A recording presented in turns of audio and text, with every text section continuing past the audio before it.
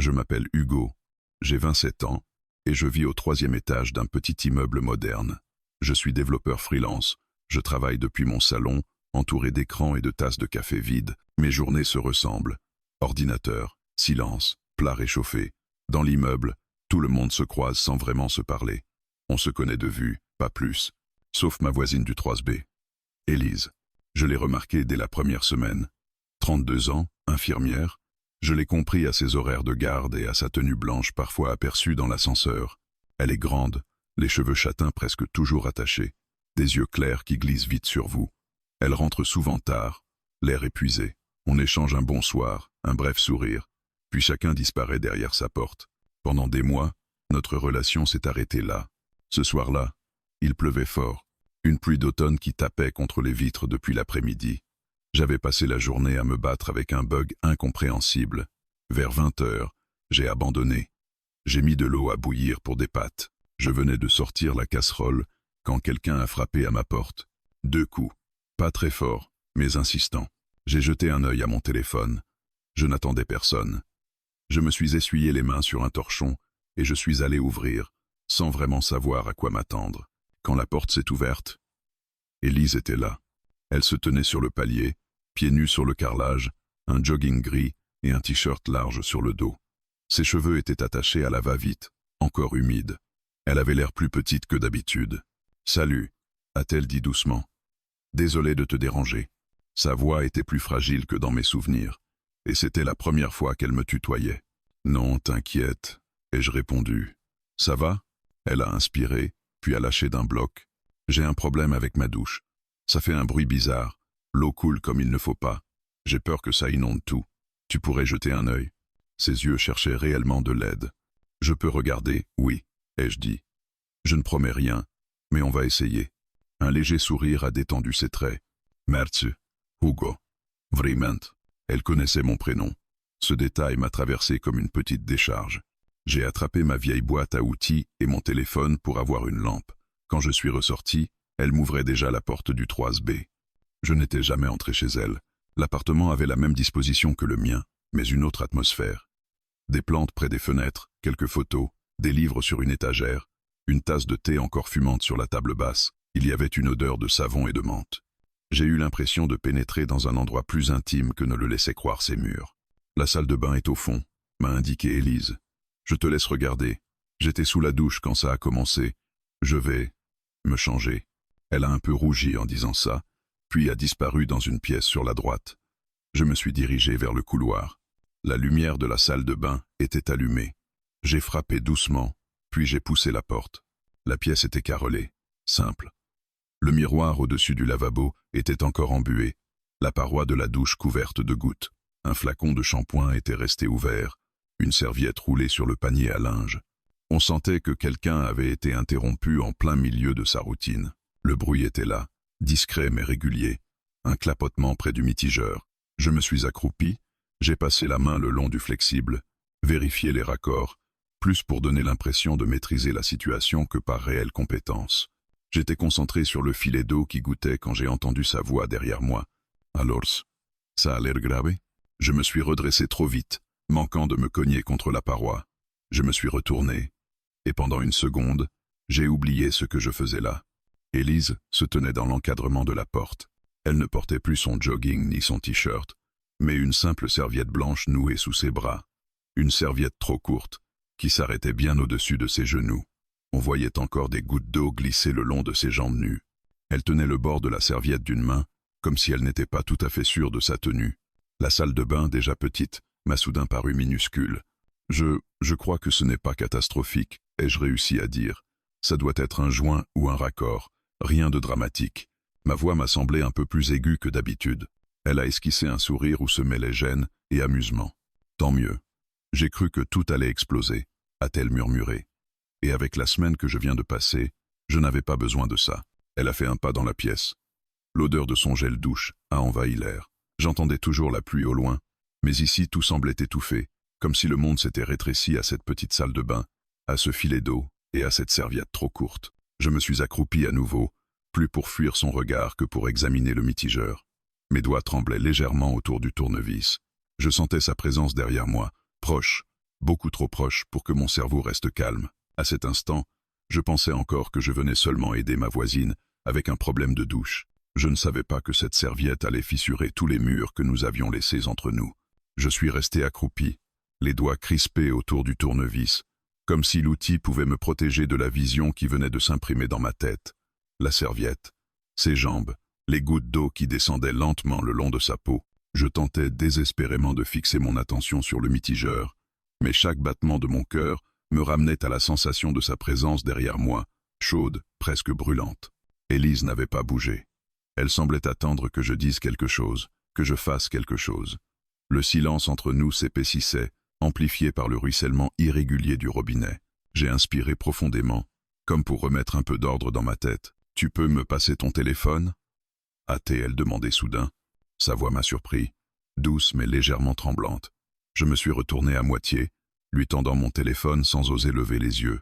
Sa main a effleuré la mienne, juste un contact, mais ça a suffi pour envoyer une décharge dans mon abdomen. « Merci. » Elle s'est accroupie à côté de moi pour éclairer le tuyau avec la lampe du téléphone.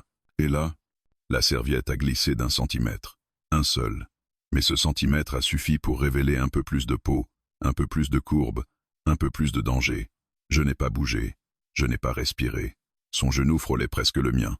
L'odeur chaude de son gel douche, mélange de fleurs d'oranger et de peau humide, se mêlait à la vapeur de la pièce. « Tu penses que c'est réparable ?» a-t-elle murmuré. Sa voix était proche, trop proche. Et soudain mon cerveau a entendu autre chose dans sa question, quelque chose d'involontaire peut être, mais chargé d'une intensité nouvelle. Je me suis forcé à répondre « Oui, je crois que c'est juste un joint desserré.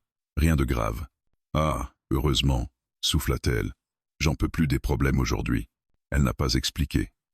Et je n'ai pas osé demander. Je me suis remis au travail, essayant d'abord de me concentrer. Je sentais son regard posé sur mes mains, sur mes mouvements. Parfois, son genou frôlait le mien. Parfois, son bras effleurait mon épaule. Parfois, j'avais l'impression qu'elle se rapprochait volontairement, mais je refusais d'y croire. Peut être parce que j'avais peur d'espérer quelque chose qui n'existait pas. En resserrant la dernière vis, une goutte d'eau est tombée sur ma manche. Élise a sursauté. « Pardon, j'ai cru que ça recommençait à fuir », dit-elle avec un petit rire nerveux.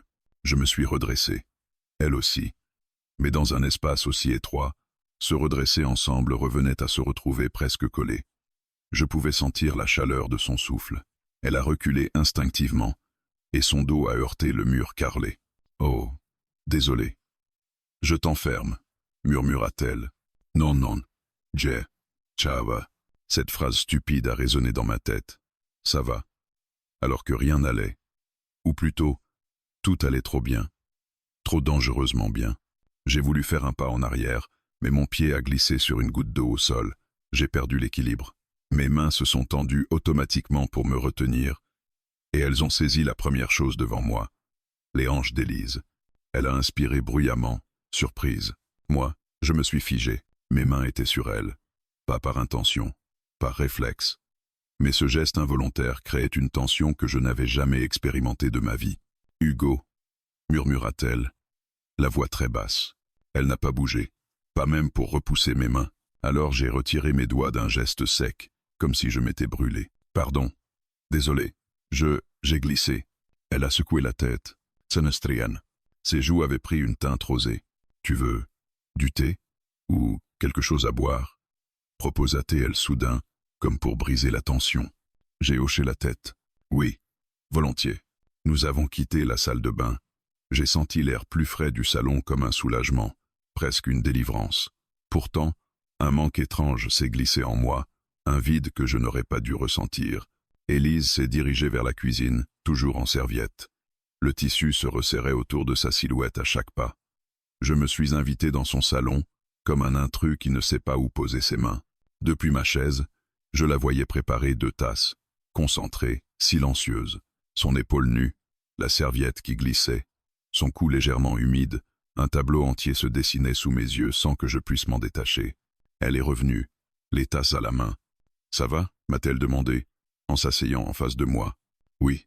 Pourquoi ça n'irait pas ?»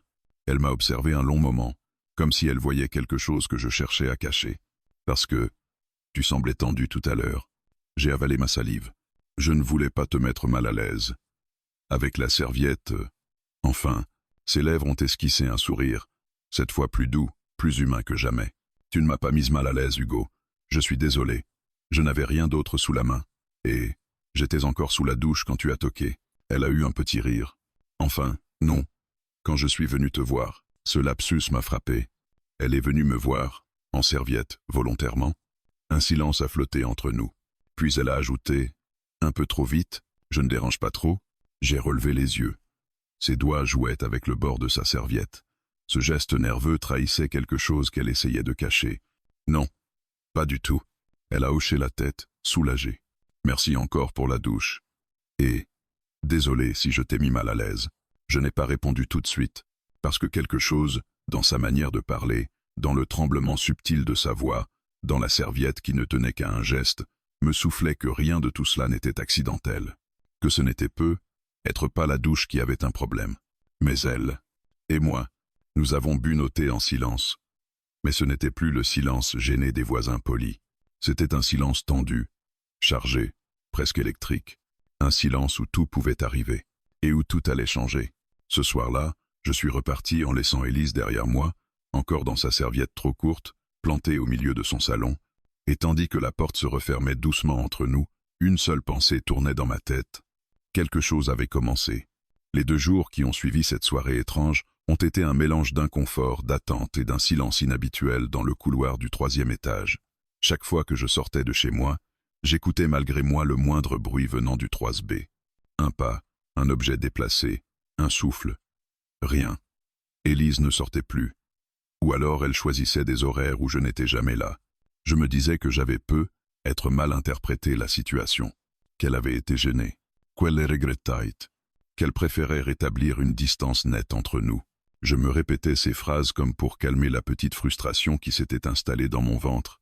Le 3e soir, alors que je dînais seul à ma table minuscule, un plat de pâtes encore plus fade que d'habitude, un bruit sec a retenti, 2 coups à ma porte, les mêmes que l'autre soir. Je me suis levé trop vite, renversant presque mon verre d'eau. J'ai ouvert. Élise se tenait là, pas en serviette, pas en tenue provocante. Non, elle portait un jean et un pull gris trop large, les cheveux attachés n'importe comment, le visage sans maquillage. Mais elle avait l'air épuisée, vraiment épuisée. Ses yeux étaient légèrement gonflés, comme si elle avait pleuré. « Je dérange ?» demanda-t-elle d'une voix basse. « Non, entre, bien sûr, entre. » Je me suis écarté, et elle est entrée comme quelqu'un qui n'a plus la force de faire semblant. Elle s'est assise sans attendre mon invitation, sur la chaise en face de mon assiette. J'ai refermé la porte. « Tout va bien ?» ai-je demandé doucement. Elle a baissé les yeux. « Non, juste échemot. Court. » Désarmant, je me suis assis aussi. Elle a pris une inspiration tremblante. « Désolé pour l'autre soir. J'aurais dû... Enfin, je ne sais pas. Je suis confuse et fatiguée. Et... » Elle a passé les mains sur son visage. « Je crois que je n'ai plus d'énergie pour rien. » Je ne savais pas quoi dire. Alors je ne l'ai pas interrompue. Je viens de finir une garde de 12 heures. J'ai eu 3 urgences dont une grave. Et quand je suis rentré, elle s'est mise à rire nerveusement, un rire sans joie. Et quand je suis rentré, la douche recommençait à fuir. J'ai perdu patience. Et elle s'est mise à pleurer. Pas bruyamment, pas de sanglots. Juste des larmes silencieuses qui coulaient sur ses joues. J'ai avancé la main, lentement, pour ne pas la brusquer. Elle ne s'est pas reculée. Quand mes doigts ont touché les siens, elle a serré ma main aussitôt, comme quelqu'un qui s'accroche pour ne pas couler.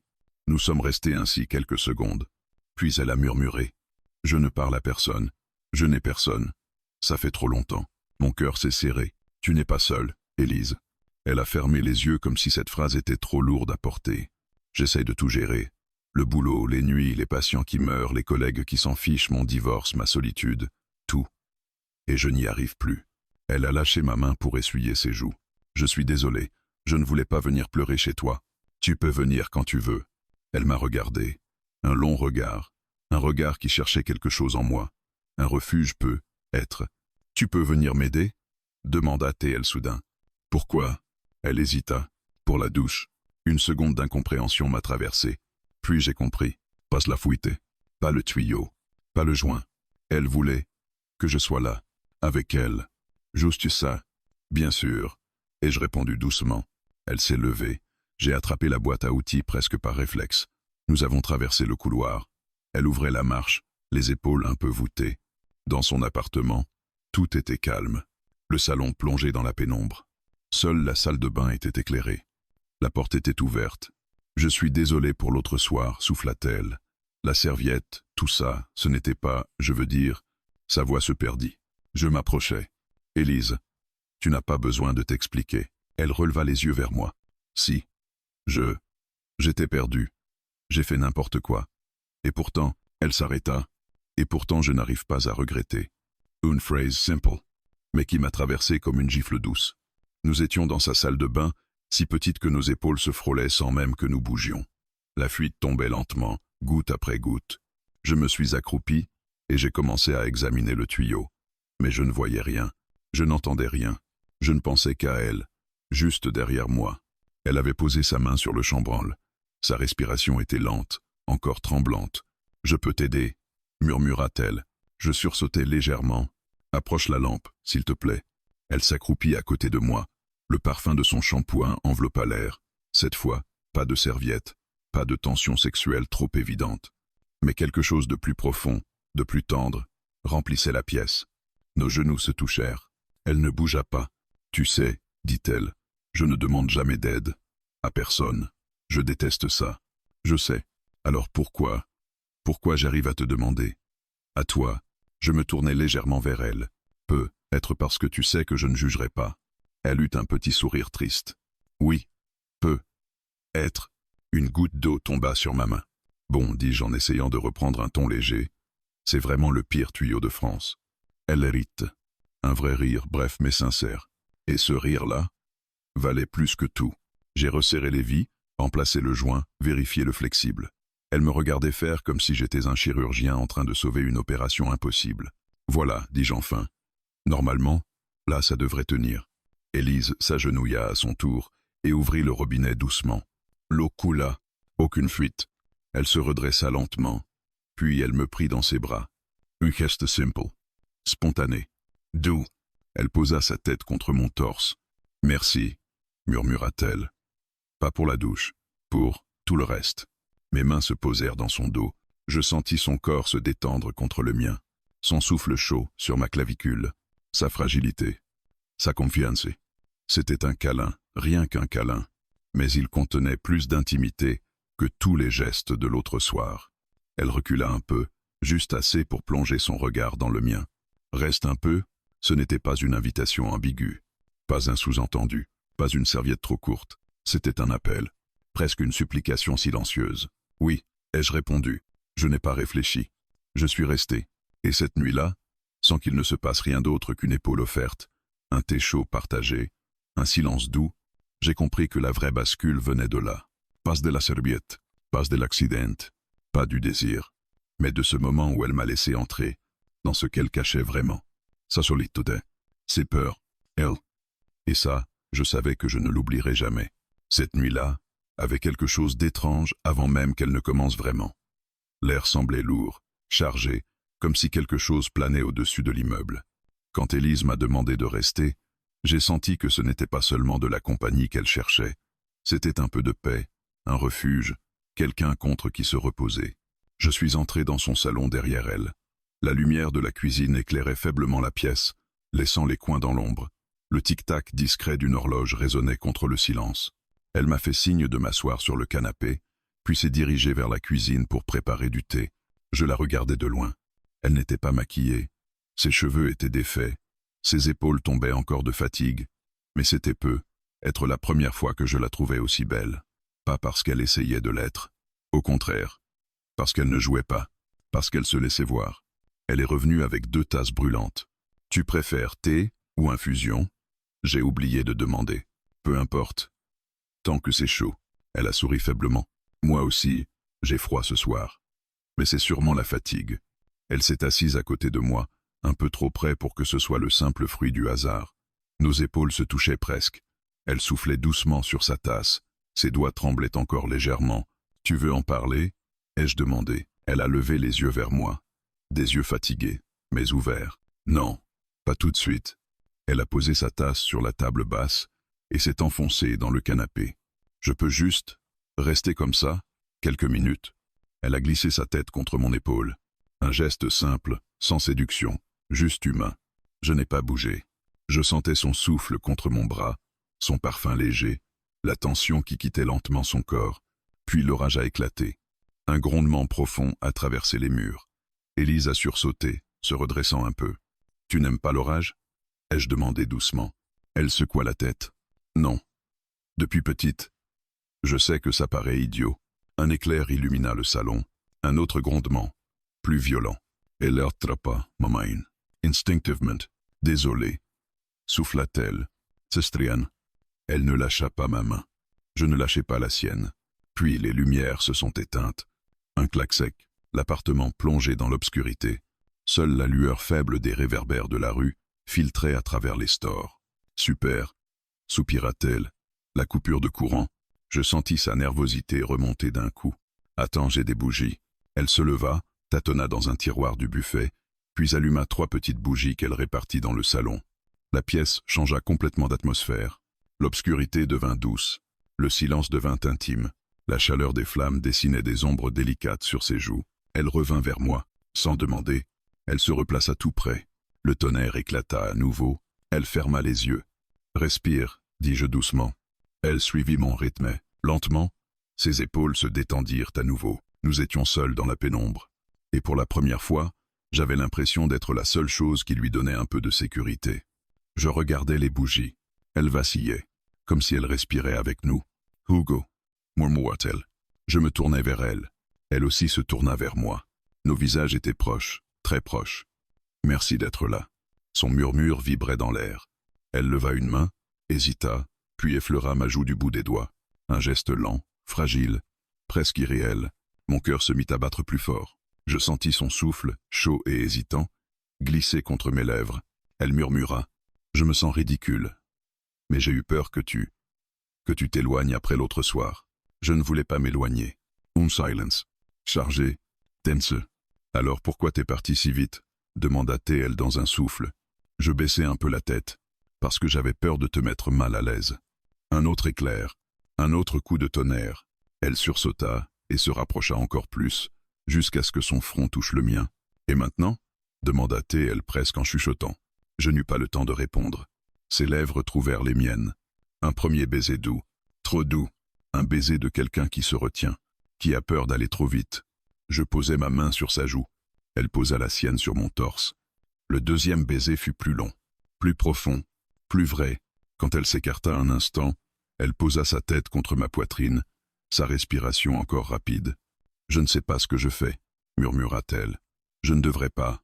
Je suis fatigué, perdu, vulnérable. » Je caressai doucement ses cheveux. On n'a pas besoin de savoir, on a juste besoin d'être sincère. Elle releva la tête. Ses yeux brillaient dans la lumière des bougies. « Alors je vais être sincère. » Elle prit une inspiration.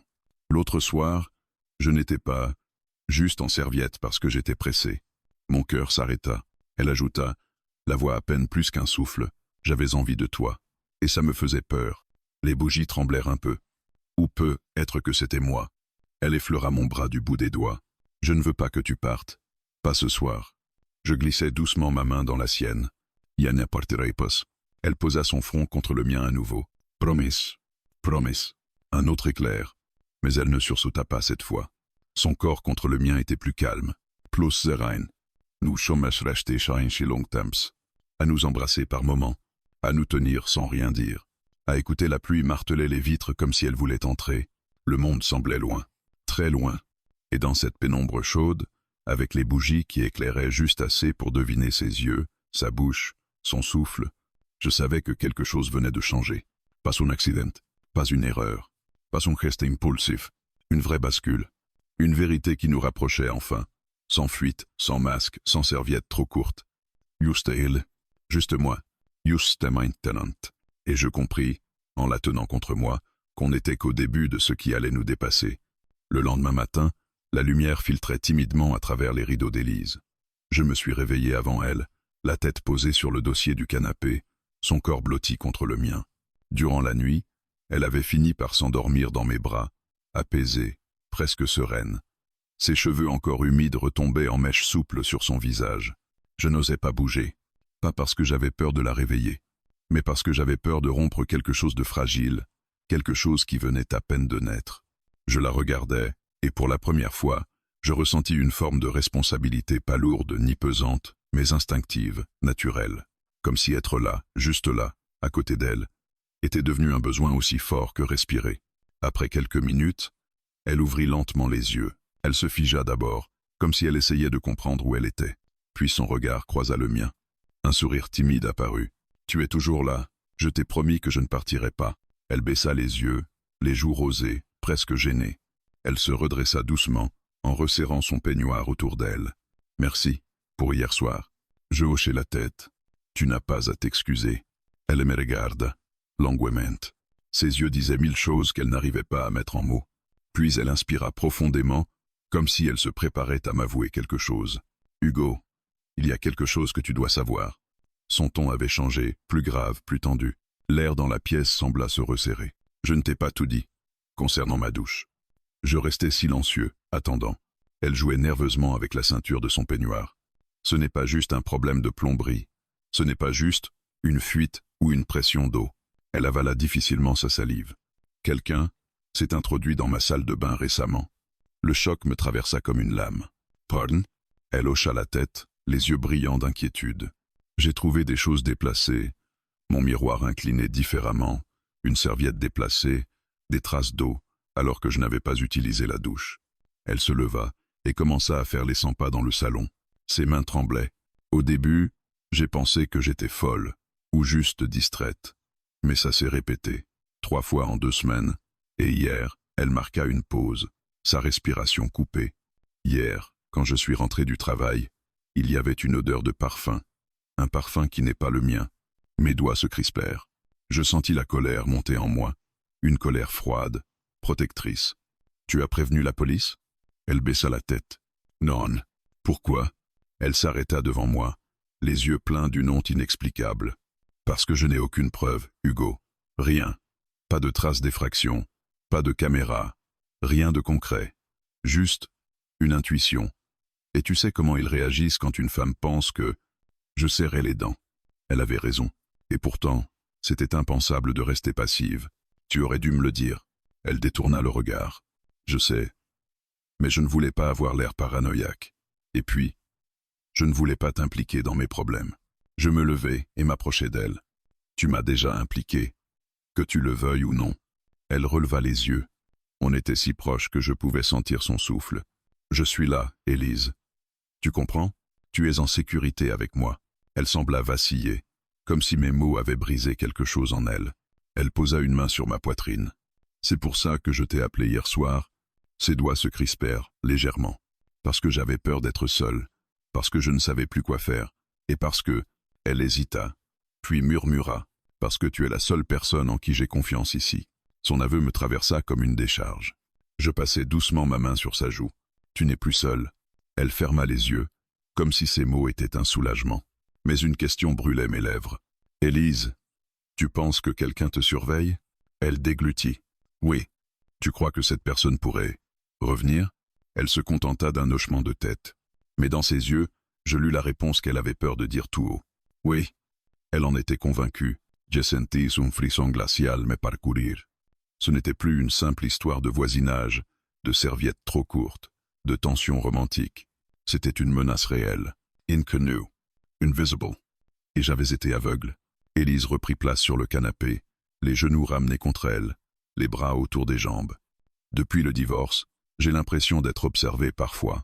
Ce n'est peu être rien, peu être que je me fais des films, peu être que c'est juste mon imagination. Je m'assis près d'elle. Peut être, ou peut être pas. On va vérifier. Elle fronça les sourcils. Vérifier quoi? Ta douche, ton appartement, les fenêtres, les serrures, tout. Elle sembla surprise. Maintenant, maintenant, silence. Puis elle hocha la tête. Nous nous levâmes et elle m'accompagna jusqu'à la salle de bain. La pièce était impeccablement rangée. Trop rangée. Une sensation étrange me traversa, comme si quelque chose flottait dans l'air, comme si une présence invisible restait imprimée dans les murs. « Regarde ici », dit-elle en montrant son miroir.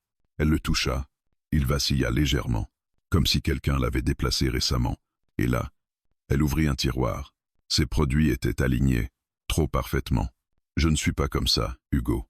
Je ne range jamais au millimètre. Je me penchai. Les parfums, les crèmes, tout semblait posé de manière mécanique, presque clinique, puis quelque chose y attira mon attention. Une serviette, pliée différemment des autres. C'est toi qui l'as pliée comme ça? Elle secoua la tête. Le silence pesa lourd entre nous. Je me redressai. On doit installer quelque chose. Une caméra discrète. Yelpelit. Tu crois vraiment que... Oui. Je posai mes mains sur ses épaules. Je ne laisserai personne t'approcher. Je veux savoir qui fait ça. Et pourquoi? Ses yeux brillèrent. Elle hocha la tête. Puis elle souffla dans un murmure. Hugo, j'ai peur. Je la tirai doucement contre moi. Son corps tremblait. Je sais, mais je suis là. Et alors que je la tenais dans mes bras, une idée me traversa l'esprit. Une idée glaciale. Et si, hier soir, lorsqu'elle était en serviette, ce n'était pas juste une invitation. Ce n'était pas juste de la vulnérabilité. Et si elle avait l'impression que quelqu'un l'observait encore à ce moment-là, et si elle avait senti une présence, même si elle n'en avait rien dit, je resserrai mon étreinte, parce que soudain, tout ce qui s'était passé prenait une autre dimension, et ce que je n'avais pas encore compris, c'est que le problème d'Élise n'était pas sa douche, c'était ce qu'elle cachait derrière, et ce qui rôdait autour d'elle. Et maintenant, j'étais impliqué jusqu'au cou, et plus rien n'allait être simple. La journée suivante fut étrange, suspendue, comme si le temps refusait d'avancer tant qu'on n'avait pas dissipé le mystère qui enveloppait Élise. Je passais toute la matinée chez elle. On parlait peu, elle semblait ailleurs, le regard perdu, nerveuse au moindre bruit dans le couloir. J'avais ramené une petite caméra que j'utilisais pour mon travail. Rien d'extraordinaire, mais suffisamment discrète pour passer inaperçue dans une salle de bain blanche et lumineuse comme la sienne. On ne peut pas la poser ici, dit Élise, la voix tremblante. Il la verrait tout de suite. Justement, on ne va pas la poser ici. On va la mettre là. Je pointais du doigt un coin, au-dessus du meuble, derrière une pile de serviettes. La caméra captait parfaitement l'ensemble de la pièce, sans être visible depuis l'entrée. Elle semblait hésiter, comme si installer cet appareil rendait tout soudain trop réel. Comme si, en avouant ce besoin de surveillance, elle acceptait qu'une menace existait vraiment. « Tu es sûre ?» murmura-t-elle. « Tu veux savoir ce qui se passe ou pas ?» Elle prit une inspiration, puis hocha la tête. « D'accord. Installe-la. » Je fixai la caméra, m'assurai qu'elle était connectée à mon téléphone, puis je fis un test. L'image était claire, large, parfaitement cadrée. C'était prêt, ou du moins, aussi près que possible. Maintenant, on attend, dit-elle d'un ton qui se voulait neutre mais qui tremblait légèrement, sauf que je voyais bien qu'elle n'avait aucune envie d'attendre seule. Alors je restai, la journée entière. On parle, on cuisait des putes. On regarda un film qu'elle n'a pas vraiment vu. Je contrôlais la caméra régulièrement. Edrine, pas un mouvement, pas une ombre, pas une trace. Peut être que je suis folle, finit-elle par dire vers 10 à 8 heures. Peut être que j'ai tout imaginé. Je me tournai vers elle. Tu n'es pas folle. Quelque chose ne va pas, Élise. Je le sens. Et tu le sens aussi. Elle ne répondit pas. Mais elle ne me contredit pas non plus. La soirée tomba. On avait laissé la lumière douce du salon allumée, comme la veille. On parlait de tout et de rien, essayant de chasser cette tension permanente. Puis quelqu'un frappa à la porte. 3 coups. Lens. Opuyèche. Élise se figea littéralement. Tu attends quelqu'un? Demandai-je à voix basse. Elle hocha la tête en négatif. Ses lèvres s'étaient déjà mises à trembler. Restez là, disais. Je me levai, approchai de la porte, jetai un œil par le Judas.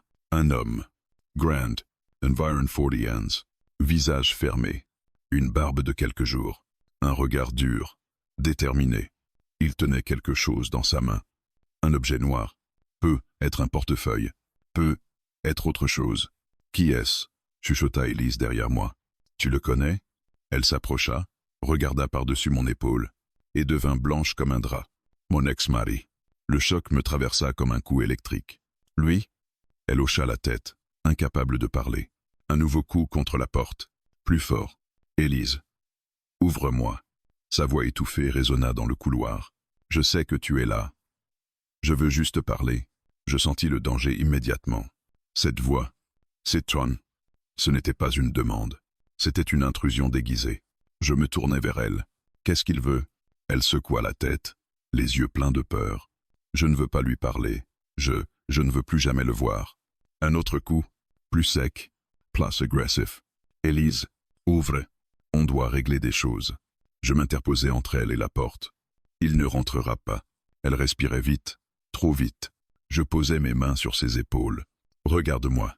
Respire. Je suis là. Elle hocha la tête frénétiquement. Mais son corps tremblait de partout. Appelle la police si tu veux, dis-je. Ou je le fais. Non, s'écria-t-elle soudain. Je restai figé. Non, je ne veux pas qu'il devienne violent. Je sais comment il est. Si on appelle la police, Elle ne termina pas sa phrase. Ses yeux en disaient assez. Un homme qui n'accepte pas un non. Un homme qui pense avoir des droits sur elle. Un homme qui pense qu'elle lui appartient encore. Je serrai les poings, d'accord. Mais tu ne lui ouvres pas. Elle hocha la tête. Je m'approchai de la porte. Monsieur, évitez de insister. Elle ne veut pas vous parler ce soir. Silence. Puis une petite rire. Glacé. Et vous, vous êtes qui? Le voisin? Exactement. Intéressant. Très intéressant. Il se mit à taper du doigt contre le bois. Un rythme lent, provocateur. J'habitais ici avant toi, tu sais. Je connais cet appartement mieux que toi. Je connais Élise mieux que toi. Je sais quand elle ment. Je sentis la rage me monter à la tête. Mais je gardai mon calme. Parties. Maintenant. Silence. Puis des pas. Lents. Des pas qui s'éloignent. Puis s'arrêtent juste derrière la porte voisine, celle menant aux escaliers. On n'entendait plus rien. Élise me regarda, terrifiée. Il n'est pas parti. Il nous écoute. Je le sens. Je collai mon oreille contre la porte. Un souffle. Un léger frottement. Quelqu'un, immobile. Il attendait. Là, de l'autre côté, comme un prédateur patient. Jimmy redressai. On ne reste pas ici. Où on va? Murmura-t-il, elle. Chez moi. Maintenant. On part. Elle hocha la tête, tremblante. Attrapa un sat. Mit un manteau. Je pris la caméra, mon téléphone, mes clés.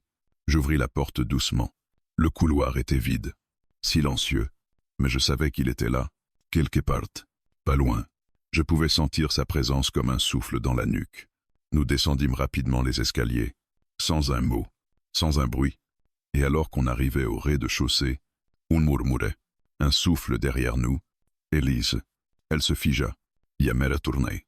Mais, personne. Juste le couloir sombre. Vide. Ce n'était pas possible. J'avais entendu. Elle aussi. On sortit précipitamment dans la rue. L'air froid de la nuit nous fouetta le visage. Élise sanglotait presque. Hugo, tu crois qu'il... Oui.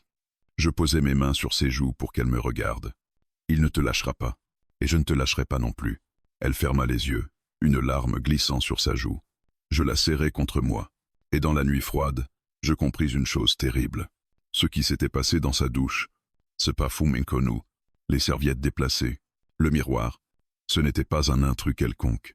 Ce n'était pas un cambrioleur. C'était lui. Il avait une clé. Ou quelque chose de pire. Il entrait quand elle n'était pas là. Il rôdait. Il observait. Et hier soir, quand elle était venue ouvrir la porte en serviette, il était peu, être déjà dans l'immeuble. Peu, être même, juste derrière la cloison.